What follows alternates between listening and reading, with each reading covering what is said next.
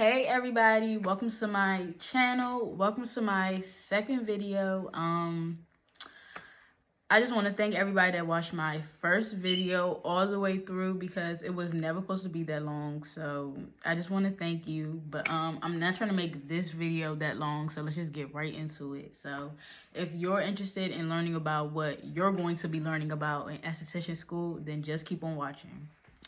I broke this up into 4 different topics. And those topics are: number 1 is finding a school. Number 2 is everything that is included in your program. Number 3 is what a day in school looks like. And number 4 is basically all the hands-on things that we covered in school. Finding a program. The type of program that you decide to attend is going to be up to you based on your preferences. So whether that be like a high name brand school, like in my area we have Aveda. We used to have Paul Mitchell. I don't know if it opened back up to the public since COVID, but that was kind of like the top school I had wanted to attend when I was looking for schools. I had heard a lot about Paul Mitchell, but they was closed for COVID, and I think I had checked like a year later and they was still closed.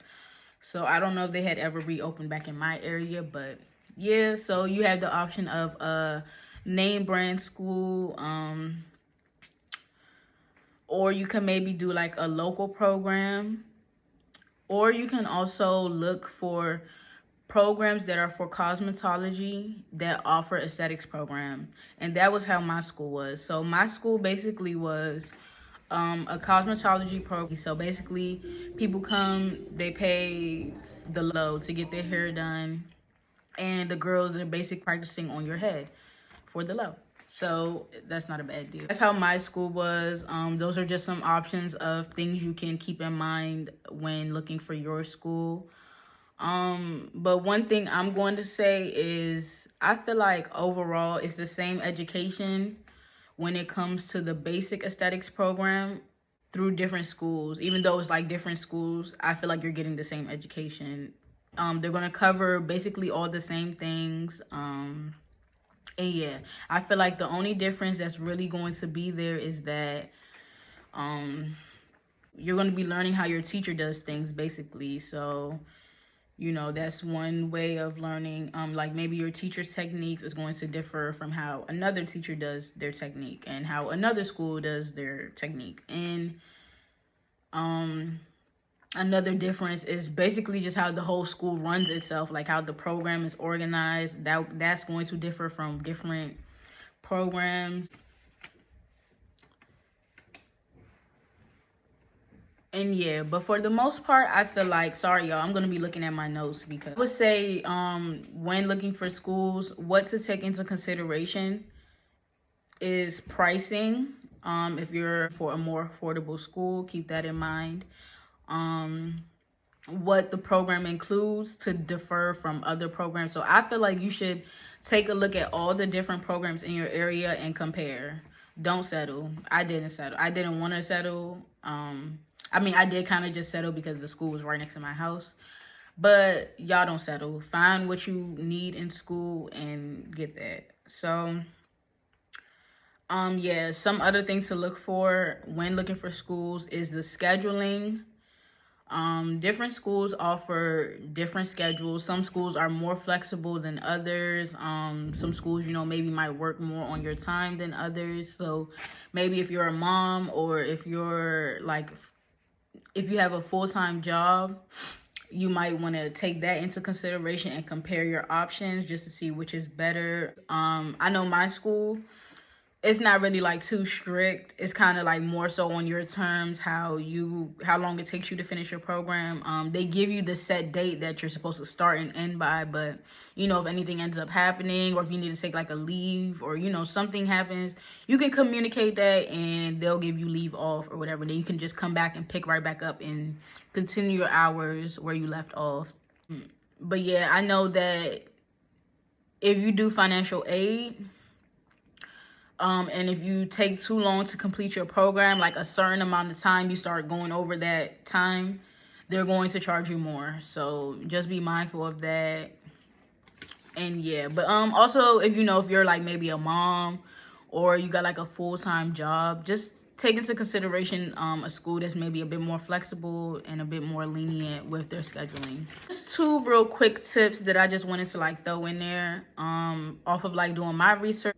Make sure that in your state you're not required to have a dual license. So a dual license is basically meaning that you're required to take both the basic and master course together, or one after the other, and then get licensed, or however that works. But in my state, that's not required. So just do some research. I'm pretty sure most states that's not required, but just do your own research and make sure that in your state you're not forcefully having to have a dual license. Because I know to think about is when you're doing your research on these websites for these schools, get anyone that like does state board practice in school. Like that's something that they cover, state board practicing, because not all schools do that. My school did do state board prep, but it was supposed to be like every week, and they had hired like a whole new teacher just for state board. But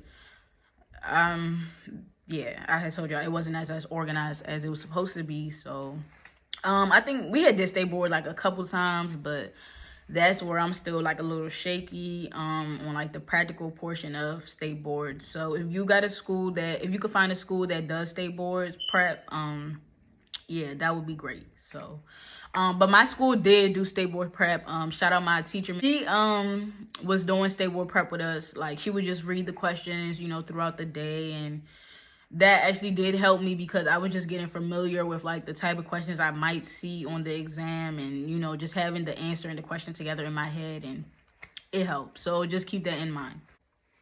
All right, y'all, so let's just jump right into this second topic, which is going to be everything that is included in your program. Well, my program, but it's basically the same for most of these basic aesthetic programs. So I just took some notes on my school's catalog to just give you a feel for what you're supposed to achieve in this program.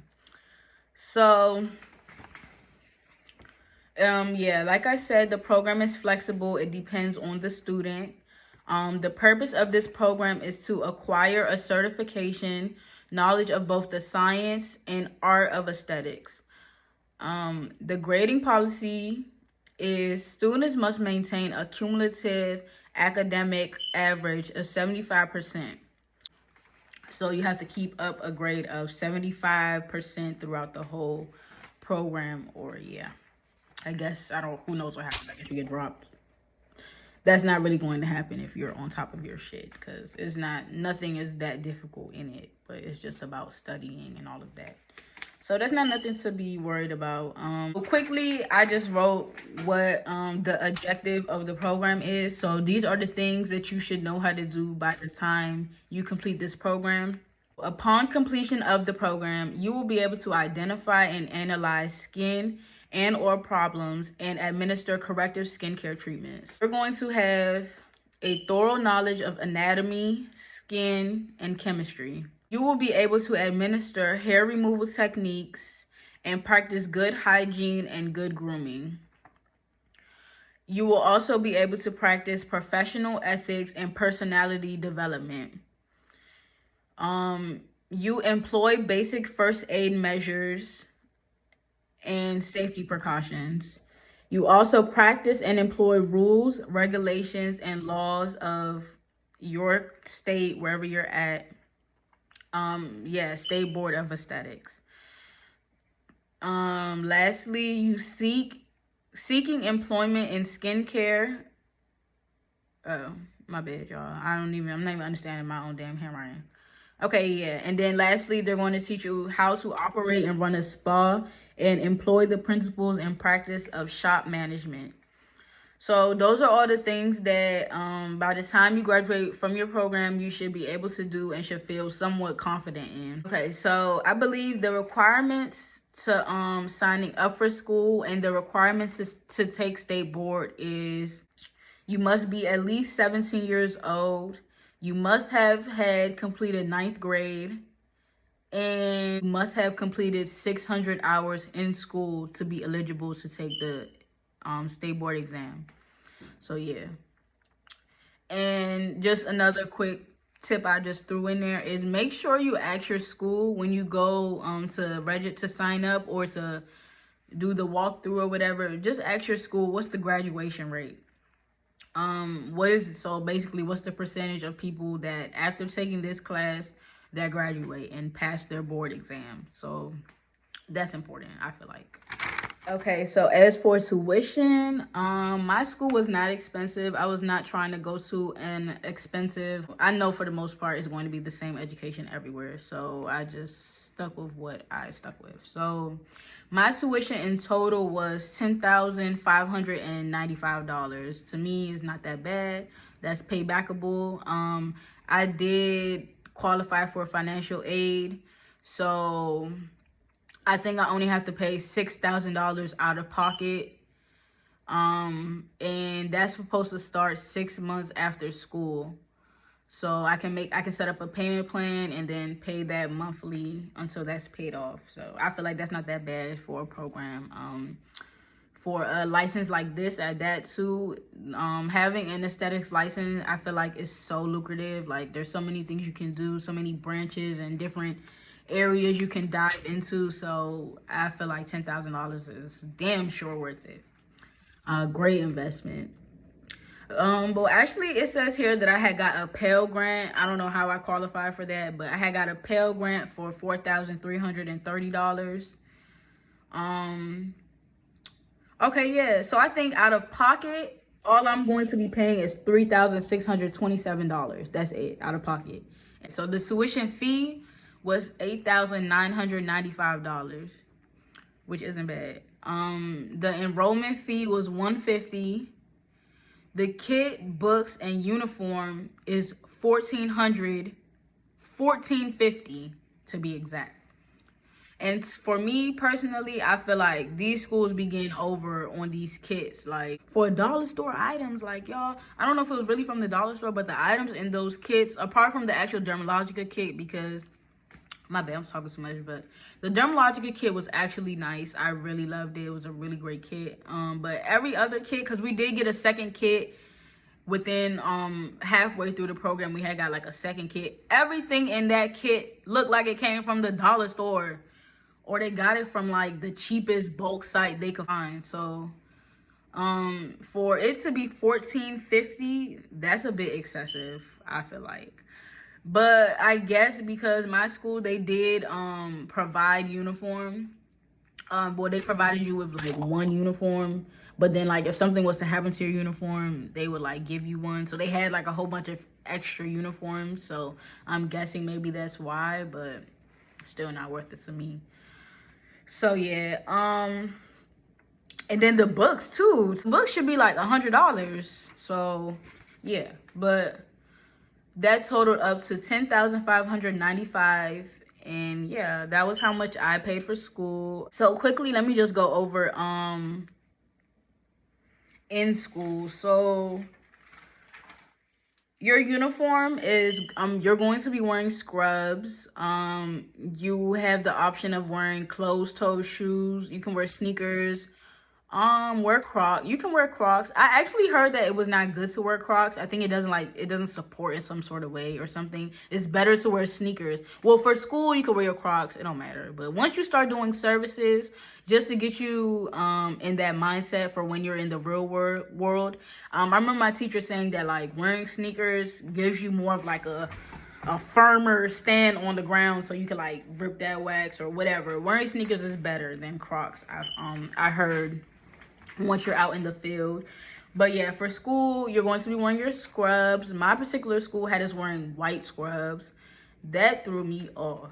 I could not do the white. I could not get with. It wasn't a bad idea. It was giving nurse. It was giving, you know, somebody of importance. But no, not white. I feel like white is that's too much to maintain, too much to keep up with. I didn't like that because I know the cosmetology girls that we go to school with, they wear black. So I know that's why they just didn't want to confuse us. And we wore white, they wore black. But no, I hated wearing white.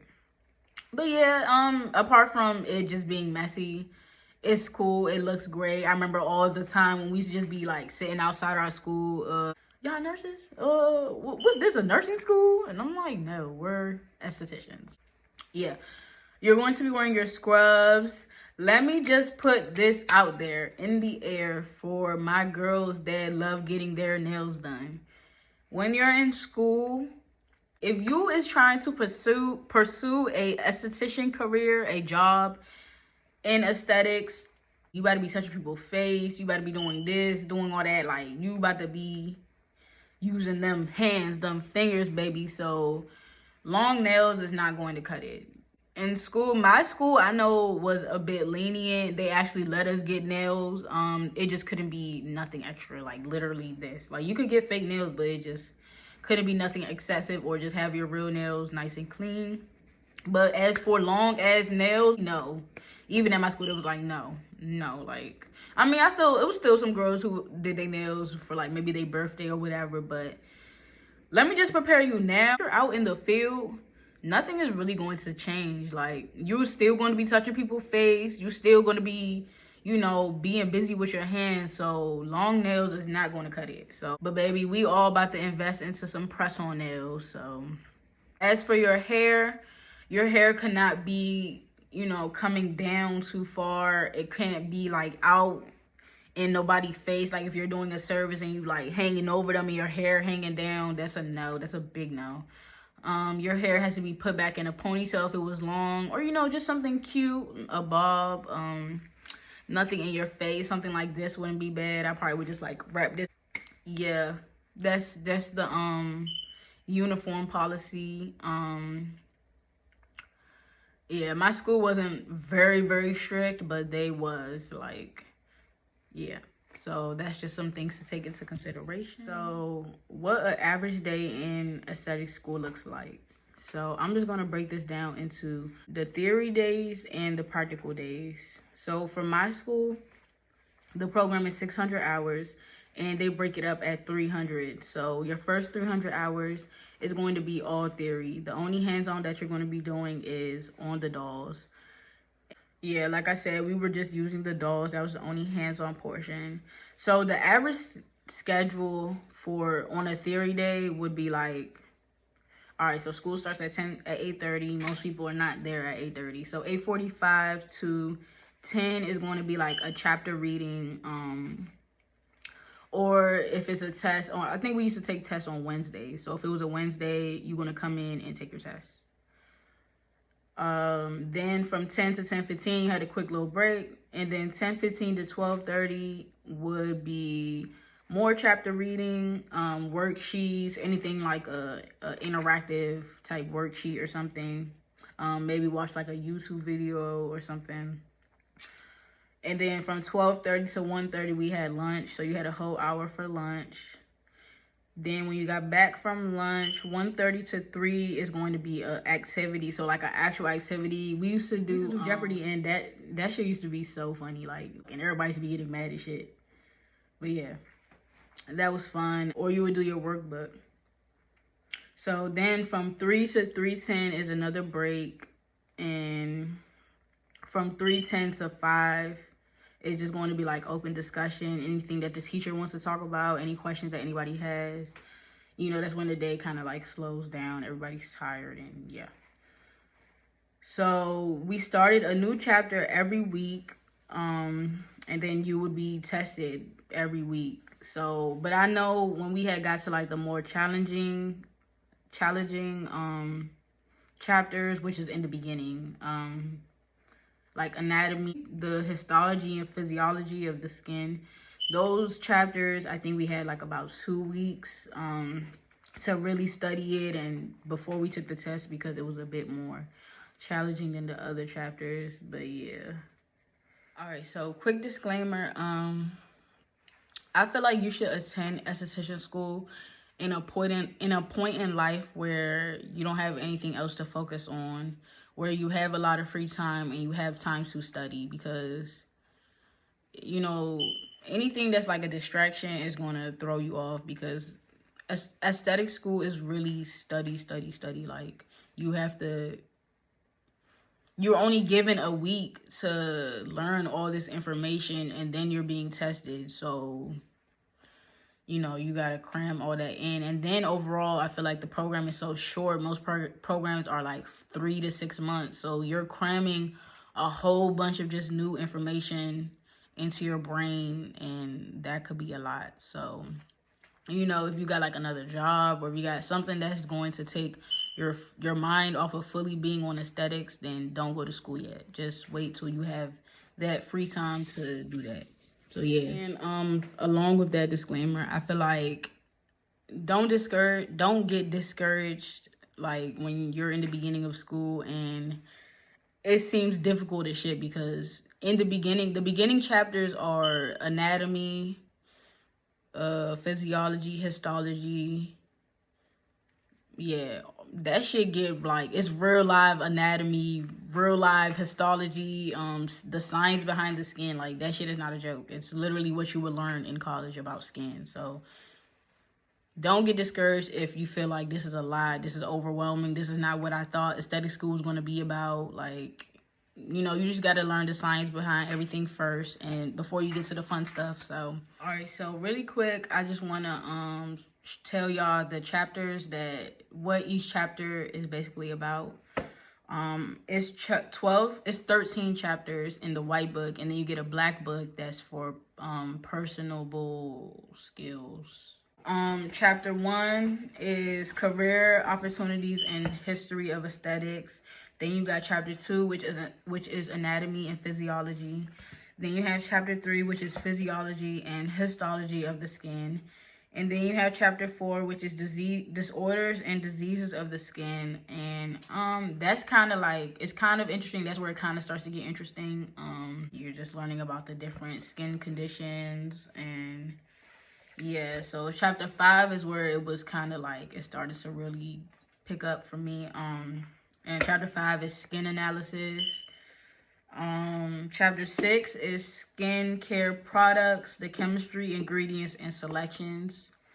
Then you have chapter 7, which is the treatment room. Chapter 8 is facial treatments. Chapter 9 is facial massage.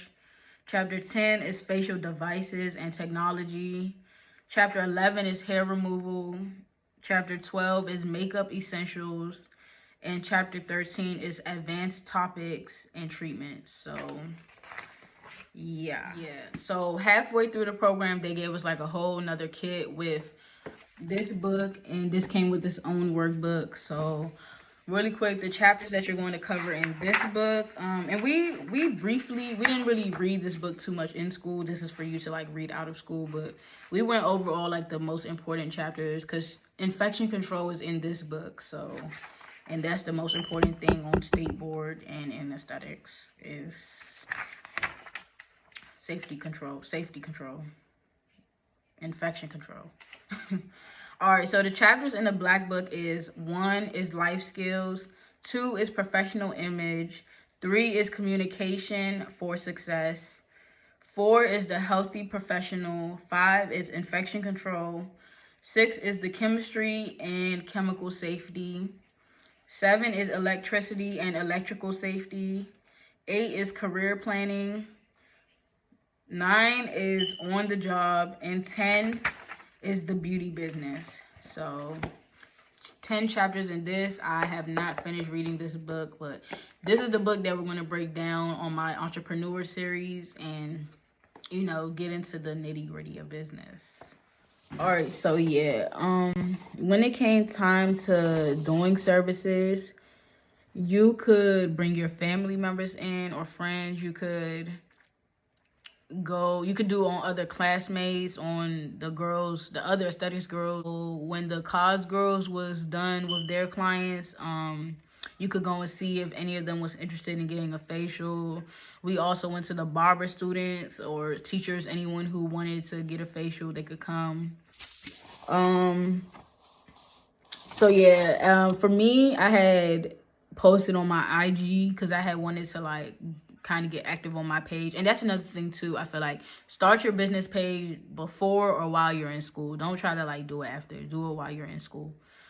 I had started mine. I wasn't like really active on it, but I had definitely I was posting like, yeah, doing free services, doing a free facial, come get one type shit. So that's a good way to like start getting your name out there or getting people familiar with like what you do.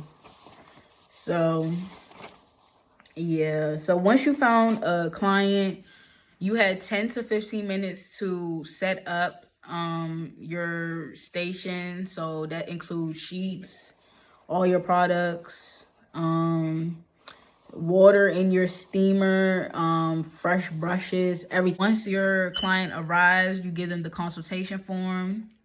And then based off of that consultation form, you go back and pick products from the back bar. It was still like very much real life. Like we would go based off of what the clients were, what they needed for their skin. So yeah, I feel like that also gave me a feel for how to like manage my time in real life. Cause you can really get caught up easily, like just in the facial doing movements for like goddamn 10 minutes. Like, so it's good to time yourself. And in school definitely prepped me and prepared me in that aspect. I think they said, one of my teachers had said 3-minute song for each step. So once that song was finished, next step. Once that song was finished, next step. So, and that was a good, that's a good advice, I feel like. So this was how the schedule went for on a practical day. So the typical schedule would go 8:45 to 10, you had a test or you're doing workbook. 10 to 10:15 was break. Then 10:30 to 12:30 was your first set of practicals. So anybody who had services or had a client scheduled for like 10 or 11, they're gonna go, or anybody just trying to do a service. It was 10:30 to 12:30 that was practical, or anybody who wasn't doing a service, you doing book work or working on something, business, doing something. Then from 12:30 to 1:30 was lunch. 1:30 to 3 again was practical. So anybody who probably scheduled their clients from 1 to 2 to 3, that was your time. And then anybody who probably didn't go earlier, you go then. And then from 3 to 3:10 is another break. And then 3:10 to 5 was theory. So that was kind of like how the practical days would go. So next topic we're getting into is all of the hands-on services that we learned or covered in school. So of course we learned facials, we learned waxing. At my school, because it was in school, I guess, we couldn't perform Brazilians, but my teacher had did a live demo.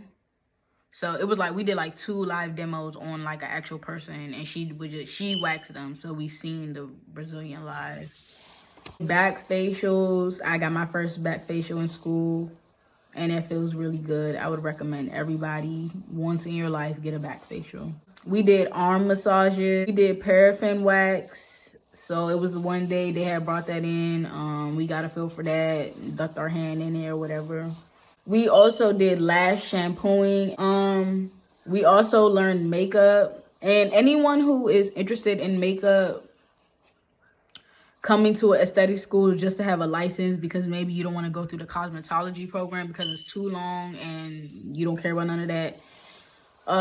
In aesthetics, you're not really going to cover makeup. You're not really going to learn anything. Okay, well, we had 1 week where we focused on makeup. So that chapter, the week that we did chapter 12 makeup was where we was able to bring our own makeup in and do our makeup, do makeup on somebody else. We were shown how to apply strip lashes. They do not show you, at my school in particular, they do not show you individual lashes. So anybody who is coming to school for makeup more so, don't expect much. Like, but the book is very in-depth. Chapter 12 is very long and in-depth on makeup, so that's a great thing. Really quick, my bad. I forgot to mention in the video that we also covered hand washing, like how to properly wash your hands. And surprisingly, like, you'll be surprised that you don't wash your hands right. Like, all of us was actually surprised that we weren't all properly washing our hands. So yeah, I know that other programs do give you the opportunity to pay extra to take a class, maybe to learn how to do lashes, to do chemical peels, to do microblading, dermabrasion. But At my school, they didn't offer none of that. Yeah, once school is done, then you would have to like look into paying for that out of pocket yourself. And yeah, so those was all the things that we learned in school. All right, y'all, so let me just hurry up and wrap this video up. So I'm gonna just end this with like some tips from me. So I just wrote, try to devote your time to school, as in learn as much as you can. Strive to be knowledgeable in what you do. It's a lot of information to intake and cram in like such a small amount of time, but it is interesting and it's not like too challenging, so it's not that bad and you'll be good. You got this. Aesthetics is a never-ending learning journey, so just try to focus on the most important chapters, the most important things in each chapter, so you're prepared for your state boards. But most of the learning and all of that's going to come once you're in the field, so don't be stressing yourself in school about not knowing everything. Just take your time. Again, just really quick, if you don't have the time to fully devote to being in school, just give yourself some time or wait until you have that free time to be able to study. Then just this last thing I got from Chelsea, the It Girl on YouTube, that she got from her teacher is, don't leave no money on the table. So learn how to do everything that aesthetics provides. Learn how to do every service, because I mean, even if you don't want to provide it, but in the future you just know how to do it, so whenever you are ready to provide that, then you got that. So but at the same time, don't overwork yourself. If you don't want to offer everything, it's okay, you know, just do your thing. All right, y'all, so I hope this video was helpful to somebody. Y'all can just go ahead, give me a like, comment, subscribe, share this with somebody that's aspiring to get into aesthetics. Yeah, share this with them for me, and thank you again.